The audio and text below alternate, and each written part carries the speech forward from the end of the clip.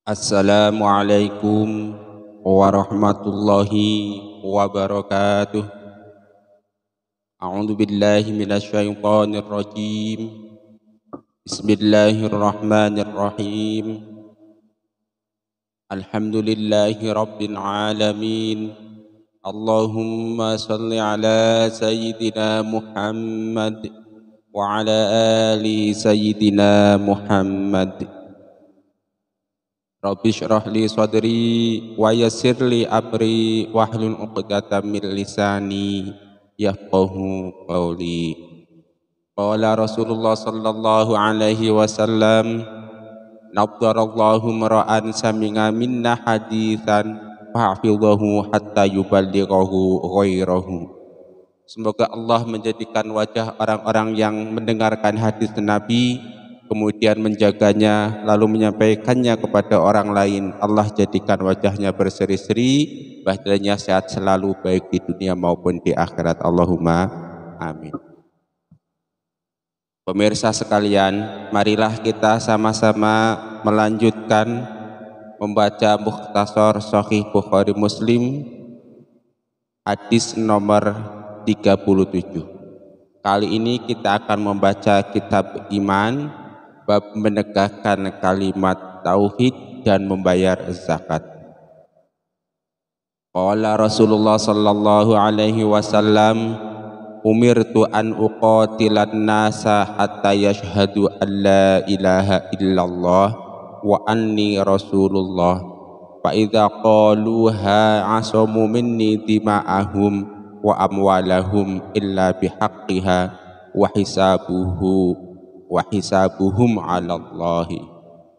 Akhrajahu Bukhari wa Muslim an Abi Hurairah wa huwa mutawatirun. Hadis ini diriwayatkan oleh Imam Bukhari dan Imam Muslim, dan yang lainnya status hadisnya adalah mutawatir, itu sahih. Anda bisa membaca hadis ini dalam kitab Al-Jami'us Shaghir hadis nomor 1630,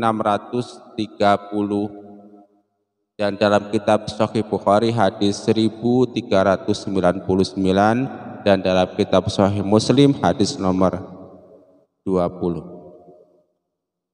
Artinya, Mukhtasar Shahih Bukhari nomor 37. Aku telah diperintahkan memerangi manusia hingga mereka bersaksi bahwa tiada Tuhan selain Allah dan sesungguhnya aku utusan Allah. Apabila mereka telah mengucapkannya, maka terpeliharalah darah dan harta mereka dariku terkecuali dengan haknya, dan perhitungannya tergantung pada Allah Subhanahu wa ta'ala. Hadis riwayat Imam Bukhari, Imam Muslim, Imam Abu Dawud, Imam Tirmidzi, Imam Nasa'i, dan Imam Ibnu Majah dari Abu Hurairah radhiyallahu anhum. Status hadis ini sahih. Hadis ini termasuk salah satu hadis mutawatir. Penjelasannya, hadis ini merupakan perintah menegakkan kalimat tauhid dan kewajiban membayar zakat, terutama kepada mereka yang secara terang-terangan murtad dan menentang kewajiban membayar zakat. Hadis ini juga menjelaskan bahwa manusia hanya menghukumi secara lahir, sedangkan perkara-perkara batin adalah urusan Allah Subhanahu wa ta'ala. Jadi jelas ya. Tentu hadis ini atau konteks atau katakanlah asbabul wurud atau peristiwa-peristiwa yang berkaitan dengan hadis ini di zaman Rasulullah Shallallahu alaihi wasallam maupun di zaman para sahabat Khulafaur Rasyidin itu sangat banyak. Salah satu suatu peristiwa yang berkaitan dengan hadis ini yaitu ketika wafatnya Rasulullah Sallallahu Alaihi Wasallam. Ketika Rasulullah Sallallahu Alaihi Wasallam wafat, maka banyak orang-orang yang kembali menjadi kafir, ada yang menjadi murtad. Kemudian juga ada yang tetap taat melaksanakan sholat dan membayar zakat, tetapi ada orang-orang yang tidak mau sholat dan tidak mau membayar zakat. Nah, kemudian khalifah pertama ketika itu Abu Bakar setelah berdiskusi dengan Umar, memutuskan untuk memerangi orang-orang yang tidak mau membayar zakat dan juga tidak mau melaksanakan sholat secara terang-terangan. Tujuannya apa? Tujuannya supaya kalimat tauhid tetap tegak. Dengan kata lain bahwa orang-orang yang tidak mau melaksanakan sholat dan tidak mau melaksanakan zakat diperangi oleh Khalifah Abu Bakar ketika itu. Nah, kata kuncinya adalah menegakkan kalimat tauhid, sholat, dan zakat. Ini merupakan 3 rangkaian hal yang menjadi satu kesatuan yang tidak bisa terpisahkan. Kita juga jangan lupa bahwa bab ini itu di bawah naungan bab iman, kemudian bab menegakkan kalimat tauhid, menegakkan sholat, dan menegakkan zakat. Artinya antara kalimat tauhid, zakat, dan sholat ini merupakan bagian dari keimanan kita. Jika kita tidak menegakkan kalimat tauhid, berarti ada sesuatu dengan keimanan kita. Jika kita tidak menegakkan sholat, maka berarti ada sesuatu dengan keimanan kita. Dan jika kita tidak menunaikan zakat, berarti ada sesuatu dengan keimanan kita. Kita jadi ingat sebuah hadis Nabi yang mengatakan bahwa iman itu dalam satu peristiwa terbagi menjadi 60 cabang lebih, dan di dalam hadis lainnya dikatakan bahwa iman itu terbagi menjadi 70 cabang lebih.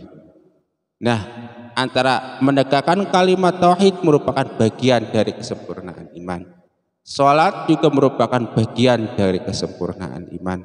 Kemudian zakat juga merupakan bagian dari kesempurnaan iman. Dan barang siapa yang secara terang-terangan tidak mau menegakkan salat dan tidak mau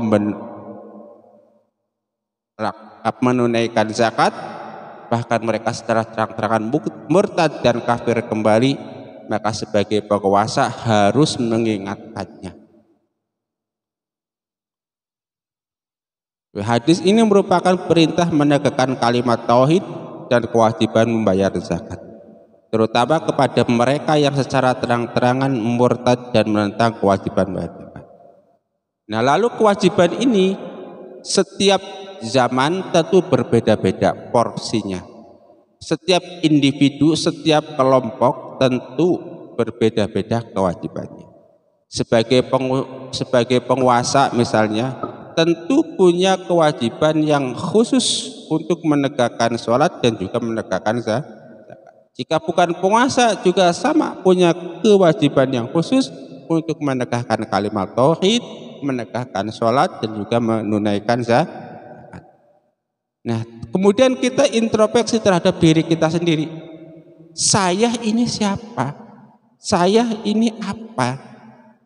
Nah, setelah tahu jawabannya, oh saya ternyata adalah seorang YouTuber misalnya. Oh saya adalah seorang blogger misalnya. Oh saya seorang pejabat misalnya. Oh saya hanya rakyat biasa misalnya. Kemudian kita lanjutkan pertanyaan, lalu kewajiban saya untuk menegakkan kalimat tauhid itu apa porsinya? Tentu seorang YouTuber berbeda caranya ketika menegakkan kalimat tauhid dengan seorang petani, seorang pedagang. Nah, jika Anda adalah orang-orang kontainer, maksudnya kontainer itu orang-orang yang suka membuat konten di dunia maya, maka salah satu cara adalah menyebarkan hadis-hadis Nabi yang berkaitan dengan penegakan kalimat tauhid, menyebarkan fatwa-fatwa ulama yang benar tentang cara menegakkan sholat dan menunaikan zakat. Itu salah satu caranya. Kalau waktu pada zaman Khalifah Abu Bakar adalah dengan cara memerangi nabi-nabi palsu misalnya, dengan cara memerangi orang-orang atau kelompok-kelompok yang tidak lagi mau menunaikan zakat dan menunaikan sholat misalnya. Nah, perang kita atau jihad kita untuk menegakkan kalimat tauhid di zaman sekarang adalah dengan cara membuat konten-konten positif tentang cara menegakkan kalimat tauhid dan juga tentang menunaikan zakat dan menegakkan sholat dengan cara-cara yang santun dan tidak melanggar peraturan-peraturan yang berlaku di tengah masyarakat kita maupun di tengah-tengah negara yang sama-sama kita cintai ini. Jelas ya bahwa ketika kita mengaku asyhadu an la ilaha illallah wa asyhadu anna muhammadar rasulullah, maka secara otomatis diri kita, darah kita, harta kita itu mendapat perlindungan dari Allah Subhanahu wa taala. Dan ketika zaman pemerintahan Islam secara otomatis mendapat perlindungan dari pemerintahan Islam di zaman Nabi dan juga di zaman Khulafaur Rasyidin. Illa bihaqqiha, dengan haknya. Meskipun kita sudah masuk Islam, tetapi kita punya kewajiban membayar zakat. Kita lanjutkan. Hadis ini juga menjelaskan bahwa manusia hanya menghukum secara lahir, sedangkan perkara-perkara batin adalah urusan Allah Subhanahu wa taala. Nah, dalam konteks ini tentu ada kalimat tauhid, sholat, zakat. Kalau seseorang di depan kita sudah mengucapkan asyhadu an la ilaha illallah wa asyhadu anna muhammadar rasulullah, maka dia dihukumi sebagai muslim. Meskipun mungkin di hatinya dia itu mengatakan yang lain, tetapi berdasarkan hadis ini pemahamannya kita menghukumi yang lahir saja, yang terlihat saja. Berarti setelah seseorang mengucapkan syahadat, dia seorang muslim, punya hak dan kewajiban sebagai seorang muslim. Kewajibannya apa? Sholat. Kewajibannya apa? Membayar zakat. Nah, selanjutnya setelah dia masuk Islam menjadi seorang muslim, maka kita lihat apakah secara lahir dia melaksanakan sholat atau tidak. Kalau dia kelihatan melaksanakan sholat, ya udah kita hukumi bahwa dia itu melaksanakan sholat. Perkara sholatnya khusyuk atau tidak, perkara di dalam hati sebetulnya dia membenci sholat atau tidak, itu biar Allah Subhanahu wa taala yang. Selanjutnya adalah zakat. Kita lihat dia mau membayar zakat atau tidak. Kalau ternyata dia membayar zakat, biasanya zakat fitrah atau zakat mal bagi orang-orang yang sudah nisab, kelihatan oleh kita, terbukti di depan orang-orang yang berhak membuktikannya, maka ya sudah kita hukumi bahwa dia sudah menunaikan kewajiban membayar zakat. Sementara masalah lahirnya, apakah dia itu zakatnya ikhlas atau tidak, ridho atau tidak, itu urusan Allah Subhanahu wa taala. Yang kita urusi adalah bahwa kalau dia sudah membayar zakat sesuai nisabnya, maka sudah tunai kewajiban membayar zakatnya. Mari kita baca kembali hadis nomor 37 dari kitab Mukhtasar Sahih Bukhari Muslim.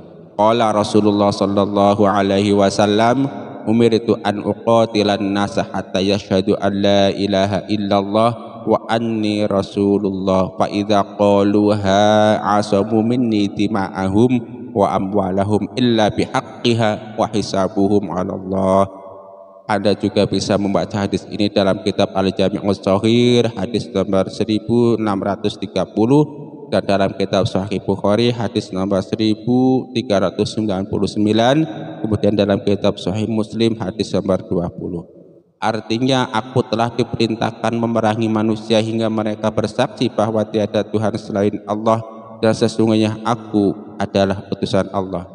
Apabila mereka telah mengucapkannya, maka terpeliharalah darah dan harta mereka dariku terkecuali dengan haknya, dan perhitungannya tergantung pada Allah Subhanahu wa taala.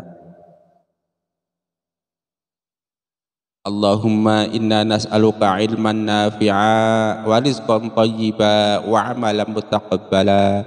Allahumma inna na'udzubika min ilmin la yanfa wa amalin la yurfa wa du'ain la yusma. Rabbana taqabbal minna innaka antas samiul alim wa tub alaina innaka antat tawwabur rahim. Subhanakallahumma wa bihamdika asyhadu an la ilaha illa anta astaghfiruka wa atubu ilaik.